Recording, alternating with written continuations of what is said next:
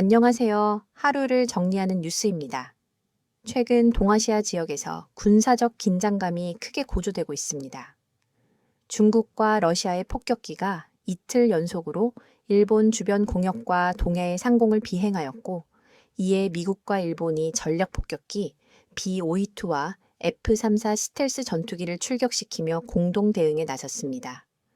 오늘은 이 사건이 어떤 의미를 가지는지, 그리고 왜 지금 이런 움직임이 이어지고 있는지 좀 더 이해하기 쉽게 차분하게 설명드리고자 합니다. 이번 일의 발단은 중국과 러시아가 거의 동시에 움직이기 시작한 데서 비롯되었습니다. 지난 12월 8일 중국군 폭격기 6대와 러시아군 폭격기 2대가 일본 방공 식별구역 인근을 함께 비행했습니다. 한 국가의 폭격기가 다른 국가의 공역 가까이 접근하는 것 자체도 민감한 사안인데, 두 나라의 폭격기가 동시에 움직였다는 점은 매우 이례적인 일입니다. 이어 9일에는 중국과 러시아의 군용기 총 9대가 동해와 한국 방공식 별구역 KADIC에 진입했다가 빠져나갔습니다. 이런 일은 보통 연습이나 상황 점검을 위해 이루어지는 경우도 있지만, 이틀 연속으로, 그것도 연합 형태로 이루어졌다는 것은 분명한 의도를 가지고 있다고 볼 수 있습니다. 특히 이번 중러의 비행은 일본에게 더 큰 의미를 갖습니다. 일본의 오키나와에는 미군 기지와 자위대 기지가 밀집해 있는데, 중러 폭격기가 그 인근까지 내려왔다는 점은 일본 안보 정책의 핵심 지역을 직접 자극한 것이기 때문입니다. 또한 당시 그 주변 해역에서는 중국 항공모함 랴오닝함이 훈련 중이었습니다.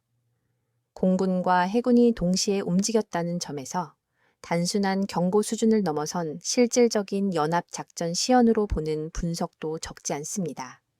이러한 상황에서 일본은 비교적 빠르고 강한 반응을 보였습니다. 일본 통합막료간부는 이번 상황을 매우 엄중하게 보고 있다고 발표하였고, 통합막료장 우치쿠라 히로아키는 직접 기자회견에 나와 최근 중국군이 일본 전투기의 레이더를 조사했다고 공개적으로 밝히며 강하게 비판했습니다.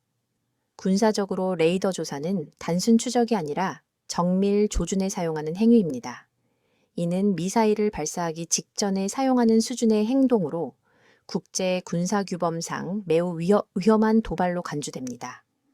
일본의 군 최고 책임자가 직접 대중 앞에서 이를 언급한 것은 일본이 이번 사안을 단순히 일시적 불편이 아니라 심각한 군사적 위협으로 받아들이고 있다는 뜻입니다. 일본이 불과 하루 만에 미국과 공동 대응에 나선 것도 이런 배경에서 이해할 수 있습니다. 중러의 움직임 직후 미국과 일본은 더 동해 공역에서 B-52 전략폭격기와 F-35 스텔스 전투기, 그리고 F-15 전투기를 투입하여 합동 훈련을 실시했습니다. 미국의 B-52 폭격기는 핵무기 운용 능력을 갖춘 대표적인 전략 자산입니다. 최대 31톤 이상의 폭탄을 실을 수 있고, 임무 지속 시간도 길어 세계 어디든 작전이 가능합니다. 이런 전략 폭격기가 일본의 전투기들과 나란히 비행했다는 장면은 중국과 러시아에 대한 강한 경고 메시지로 해석됩니다. 이번 대응이 더욱 의미 있는 이유는 일본의 최근 정치적 흐름과도 맞물리기 때문입니다. 다카이치 사내 일본 총리는 얼마 전 대만에서 유사 사태가 발생하면 일본도 군사적 개입을 검토할 수 있다 등 취지의 발언을 하였습니다. 이는 일본이 기존의 전수방위, 공격받기 전에는 공격하지 않음, 원칙에서 벗어나 적극적 안보 역할을 고려하고 있음을 시사한 것입니다. 중국은 이 발언을 매우 민감하게 받아들였고, 경제적, 외교적 압박뿐 아니라 군사적 행동에서도 수위를 높이고 있습니다. 이번 중러 폭격기 연합 비행, 역시 일본의 발언에 대한 일종의 군사적 경고로 보는 시각이 많습니다. 그렇다면 왜 러시아는 중국과 함께 이런 행동을 하고 있을까요? 우크라이나 전쟁 이후 서방 국가들과의 관계가 극도로 악화된 러시아는 외교적으로 고립되어 있으며, 이를 만회하기 위해 중국과의 전략적 협력을 더욱 강화하고 있습니다. 러시아가 동아시아 지역에서 중국과 함께 행동함으로써 서방과 미국에 대한 공동 대응력을 보여주고, 동시에 동아시아에서의 영향력을 확보하려는 목적이 있다고 볼 수 있습니다. 이번 사태는 앞으로 동아시아의 군사 정세가 어떤 방향으로 흘러갈지를 암시하는 중요한 사건입니다. 중국과 러시아는 앞으로도 연합 비행이나 군사 협력의 수위를 높일 가능성이 크며, 일본은 이에 대응하기 위해 F-30을 중심으로 한 공중 전력 확장을 더욱 서두를 것으로 예상됩니다. 미국은 인도 태평양 전략에서 일본을 핵심 축으로 삼고 있기 때문에 필요할 경우 전략 폭격기나 항공모함 등 대형 전략 자산을 더 자주 투입할 가능성도 충분합니다. 문제는 이런 흐름이 잘못된 방향으로 흘러갈 경우 실제 충돌로 이어질 가능성도 배제할 수 없다는 점입니다. 레이더 조사는 특히 양국 전투기 간 오해를 불러일으키기 쉬운 행동입니다. 만약 상대국이 이를 실제 공격의 신호로 받아들일 경우 단 한 번의 오판이 큰 충돌로 이어질 수 있습니다.